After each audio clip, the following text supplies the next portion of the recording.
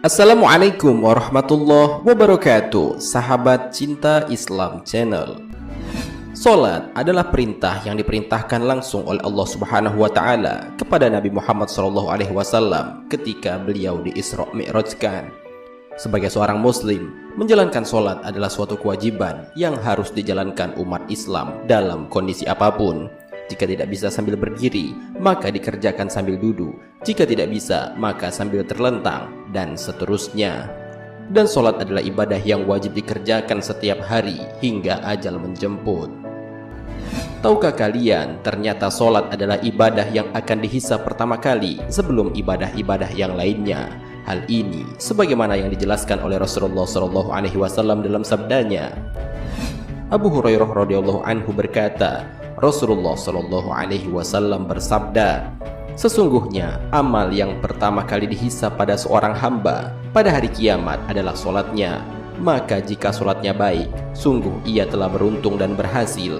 Dan jika solatnya rusak, sungguh ia telah gagal dan rugi. Jika berkurang sedikit dari solat wajibnya, maka Allah Ta'ala berfirman, lihatlah apakah hambaku memiliki solat sunnah, maka disempurnakanlah apa yang kurang dari solat wajibnya. Kemudian begitu pula dengan seluruh amalnya. Hadis riwayat Tirmizi nomor 413.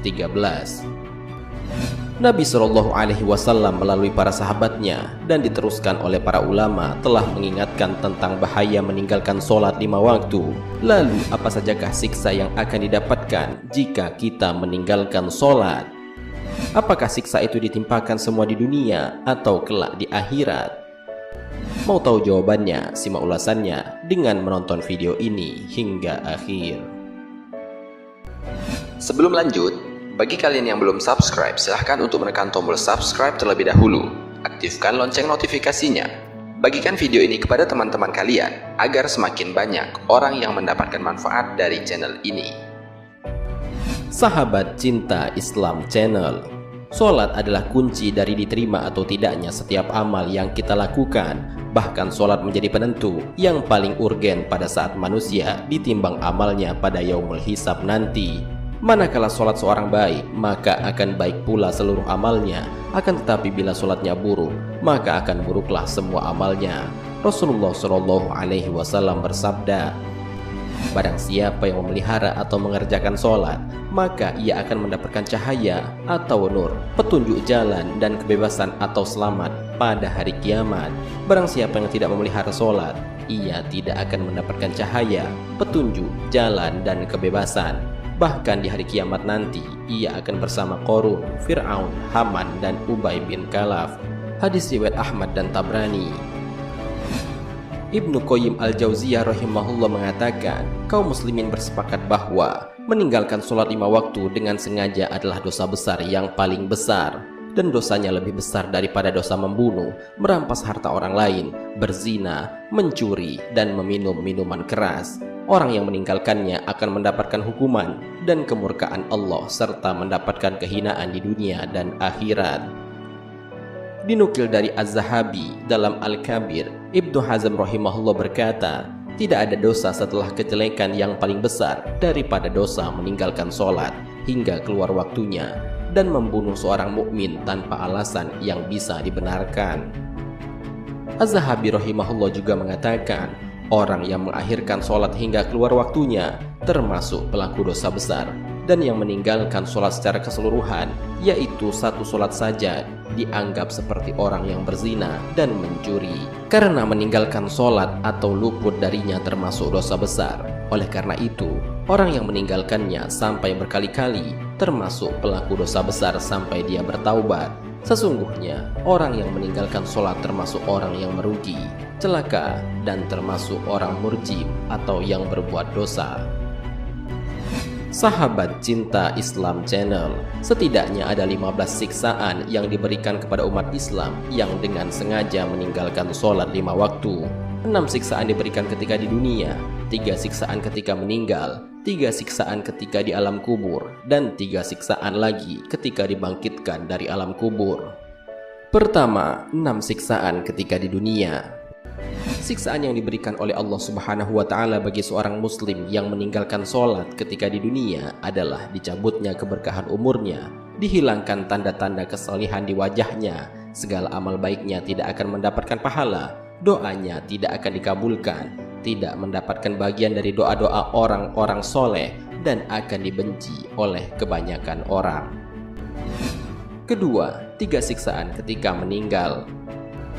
Siksaan orang yang meninggalkan sholat tidak hanya diberikan saat ia masih hidup saja, akan tetapi akan berlanjut ketika ia meninggal. Siksaan yang akan diterima oleh orang yang meninggalkan sholat ketika meninggal adalah mati dalam kondisi terhina, mati dalam kondisi lapar, dan mati dalam kondisi haus, yang apabila diminumkan satu lautan pun tidak mungkin akan dapat menghilangkan dahaganya. Ketiga, 3 siksaan di alam kubur. Ternyata di alam kubur pun seorang yang meninggalkan sholat juga akan disiksa berkat perbuatannya dalam meninggalkan sholat selama hidupnya. Siksaan tersebut adalah kuburannya menyempit sehingga tulang-tulang rusuk saling bersimpangan, ruang kubur dipenuhi api sehingga sehari-hari hidup bergelimang di atas bara, dan di alam kuburnya akan ditemani oleh ular besar utusan Allah untuk menyiksa yang diberi nama As-Suja Al-Aqra. Tentang ular Suja Al-Aqra ini dijelaskan dalam kitab Tanbihul Ghafilin. Kedua mata ular itu terbuat dari api neraka, kuku-kukunya terbuat dari besi, panjang setiap kukunya sepanjang sehari perjalanan. Ular itu akan memekik kepadanya, "Saya adalah Sujaul Aqra." Suaranya seperti petir yang menyambar. Ia berkata lagi, "Tuhanku telah memerintahkan aku untuk menderamu, karena kamu telah menyanyiakan waktu sholat subuh hingga ke waktu zuhur, karena kamu telah menyanyiakan waktu zuhur hingga ke waktu asar, karena kamu telah menyanyiakan waktu sholat asar hingga ke waktu maghrib, karena kamu telah menyanyiakan waktu sholat maghrib hingga ke waktu isya, karena kamu telah menyanyiakan waktu sholat isya hingga ke waktu subuh." Setiap pukulannya akan membenamkan orang itu ke dalam tanah sedalam 70 hasta. Lalu dengan kukunya ular itu akan mencungkilnya lagi keluar dari tanah, terus berulang-ulang sampai ke hari kiamat. Keempat, 3 siksaan ketika dibangkitkan dari kubur menuju padang mahsyar. Siksa orang yang meninggalkan sholat selanjutnya juga dialami sewaktu ia dibangkitkan dari alam kubur menuju ke padang mahsyar. Ia akan mendapatkan siksa berupa hisab yang berat, dibenci oleh Allah Subhanahu wa Ta'ala, dan dimasukkan ke dalam neraka. Tentang siksaan orang yang meninggalkan sholat ini dijelaskan dalam sebuah hadis Nabi Shallallahu Alaihi Wasallam. Barang siapa yang menjaga dirinya untuk sholat 5 waktu, maka Allah akan memuliakan dirinya dengan 5 perkara. Diangkat darinya kesempitan, diangkat darinya azab kubur, diberikan kitab catatan amalnya dari arah sebelah kanan, dan ketika melintasi sirot seperti kilatan menyambar, dan dimasukkan ke dalam surga tanpa hisab. Dan barang siapa yang meremehkan sholat, maka akan dihukum oleh Allah dengan 15 perkara, 6 siksaan di dunia, 3 siksaan ketika mati, 3 siksaan ketika masuk liang kubur, dan 3 siksaan ketika bertemu dengan Tuhannya di akhirat. Dalam kuburnya terdapat ular yang bernama Sujaul Aqra yang akan menerkamnya karena menyia-nyiakan sholat. Ular itu akan menyiksanya yang lamanya sesuai dengan waktu sholat. Hadis riwayat Ibnu Najjar. Sahabat Cinta Islam Channel, demikianlah siksaan bagi orang yang meninggalkan sholat selama di dunia. Semoga kita semua termasuk orang-orang yang selalu istiqomah menjaga sholat 5 waktu dan dijauhkan dari siksa-siksanya. Marilah kita berdoa kepada Allah Subhanahu wa Ta'ala. Semoga kita semua diberikan jalan yang lurus oleh Allah untuk tetap istiqomah dalam iman dan Islam, sehingga kelak dapat diridhoi oleh Allah Subhanahu wa Ta'ala untuk masuk ke dalam surga dengan hisab yang ringan. Amin ya Rabbal Alamin. Wallahu a'lam bishawab. Jika terdapat kesalahan dalam penyampaian ini, admin mohon maaf, dan itu merupakan kesalahan dari admin sendiri.